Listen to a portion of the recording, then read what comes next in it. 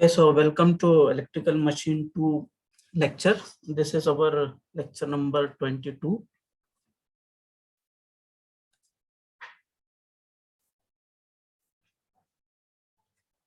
In the previous lecture for the three-phase induction motor, we come across the construction and application of three-phase induction motor. So just review, three-phase induction motor is a very popular motor. It is rigid in construction and widely used in industry and all commercial applications. There are two types of three-phase induction motor. One is the squirrel cage induction motor, and second is the wound rotor, or it is also called as a slip ring induction motor. Squirrel cage induction motor is more popular as compared to the slip ring induction motor because it does not contain any type of slip rings and brushes. So the maintenance over that such type of that motor is very small. Now today we are going to discuss the working operation of three-phase induction motor, then frequency of rotor current, and say torque equation of three-phase induction motor. So three-phase induction motor. So this is the stator of a three-phase induction motor.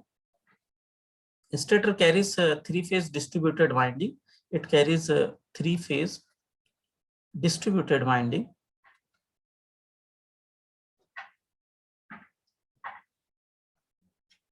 And whereas rotor is the squirrel cage.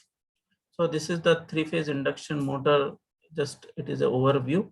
Okay, and this is our rotor. Rotor and stator, there is no electrical connection. Only small air gap is there. The air gap between stator and rotor is very small, and only for our simplification we have given some large rotor and stator difference. Now here there is some rotor bars are there. They are short circuited themselves with the help of end rings. So this is the cylindrical type rotor, cylindrical in shape, and over the cylindrical rotor some grooves are made, and these grooves are inclined or skewed some angle with respect to the axis of rotor, or you can say that axis of shaft of the motor. Okay, so these are the number of conductors, and they are short circuited themselves to make a ring. So here it is a shaft. So how would be the rotor construction? Say simply it is a number of copper bars are there, which is connected with the ring. End rings are there. In the previous lecture, we have seen the some pictures of the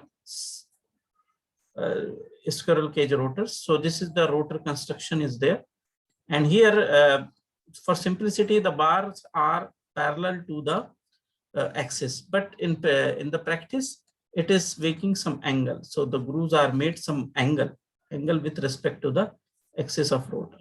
Okay, so this is the now the three-phase induction motor may be called as a generalized three-phase transformer. It is a three-phase transformer.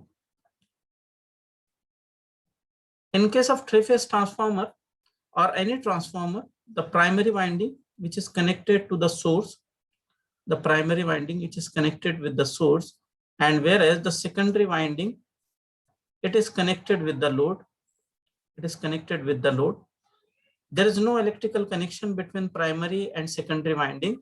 Whatever the connection is the magnetic connection or magnetic circuit is there. So there are two types of circuit. One is the electrical circuit, and the electrical circuits are isolated, electrically isolated to each other, whereas magnetic circuit, it is linked with the primary winding and secondary winding. So the three-phase induction motor is a generalized three-phase transformer whose secondary is short-circuited and free to rotate.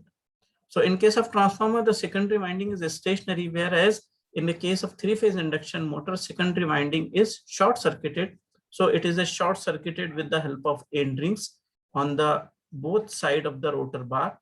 So it will make a cage. It will make a similar to the cage, and therefore the name become a squirrel cage one. And it is free to rotate. It is on the shaft. It is free to rotate. There is no electrical connection between stator winding and rotor winding. Okay, so this is the three-phase induction motor. Now, as soon as the three-phase balance voltage is applied to the stator winding, to the distributed winding, it produces magnetic flux which is rotating at a constant speed and which is given by the synchronous speed. It is running, the magnetic flux created by the three-phase winding is it running at a synchronous speed. So this synchronous speed is equal to 120 F upon P, where P is the number of pole.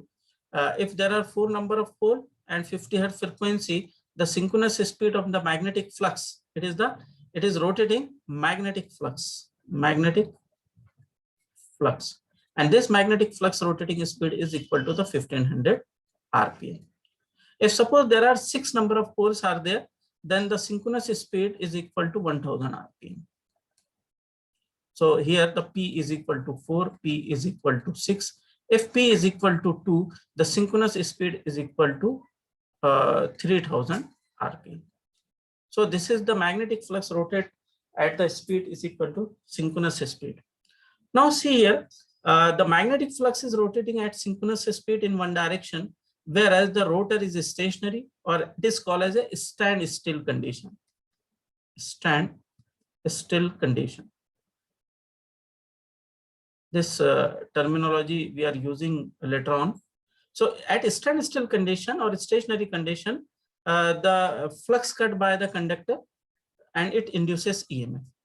The flux is running at a synchronous speed which is equal to Ns is equal to 120 F upon P, and rotor conductors are stationary. Therefore, it will induce some EMF. It will induce some EMF.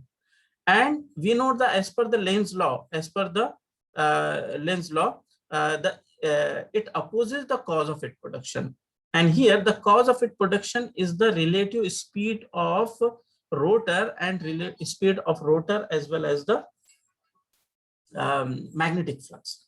So what is the cause? Cause is relative speed. So to avoid or to reduce the relative speed or its cause, rotor has to run in the same direction as that of magnetic flux. And hence now the rotor start in the same direction as that of flux speed. Are you getting? Again, try to understand. As per the rotor conductors are stationary at this initial condition. Magnetic flux is rotating at synchronous speed. So there is a cutting of magnetic flux by the conductor. And whenever there is a cutting of magnetic flux, it induces EMF. So the copper bar induces EMF. As these bars are short-circuited themselves, so there is no current outside the rotor circuit. One thing is that. Second is that it, as per the Lenz's law, it tried to reduce the cause of its production. So here, what is the cause of its production? The cause of its production is the relative speed between magnetic flux created by stator winding and speed of rotor. So, and hence, therefore, rotor has to start in the same direction as that of magnetic flux. Therefore, in this diagram, the rotor will start rotating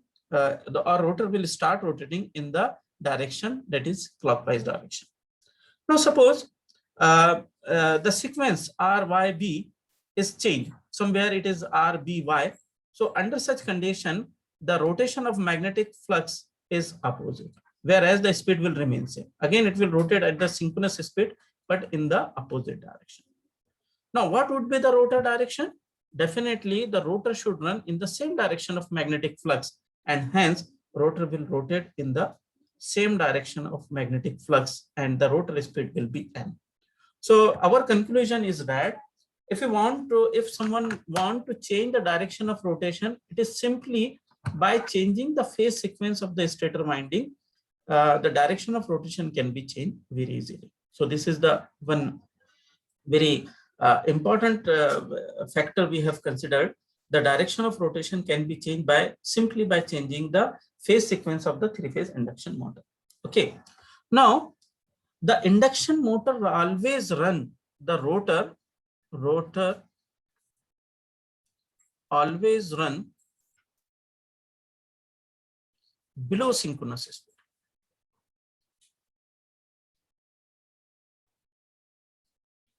Below synchronous speed, and we say that the rotor speed is equal to n.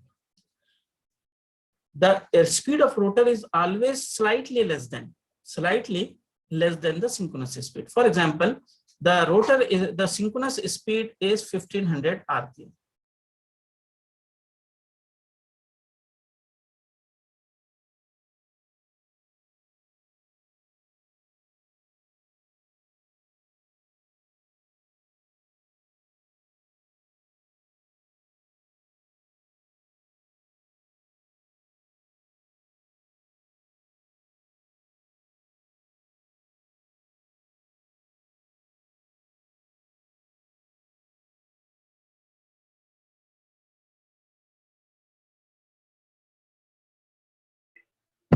Sir आपकी आवाज नहीं आ रही।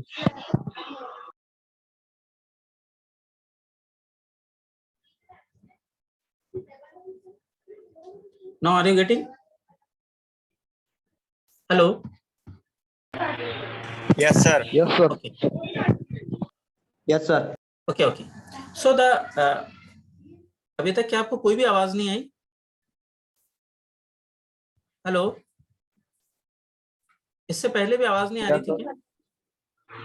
नहीं आ रही थी। आ रही थी ना? Okay. Okay.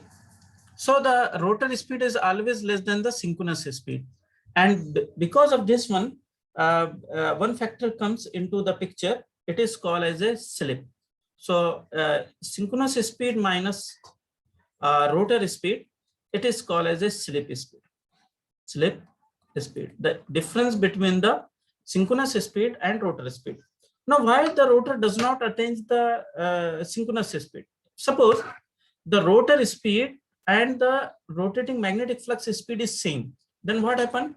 There is no relative motion between the conductor and magnetic flux, and when there is no relative motion between magnetic flux and the rotating conductors, there is no question of EMF, and when there is no question of EMF, no question of the torque is there. So to produce some amount of current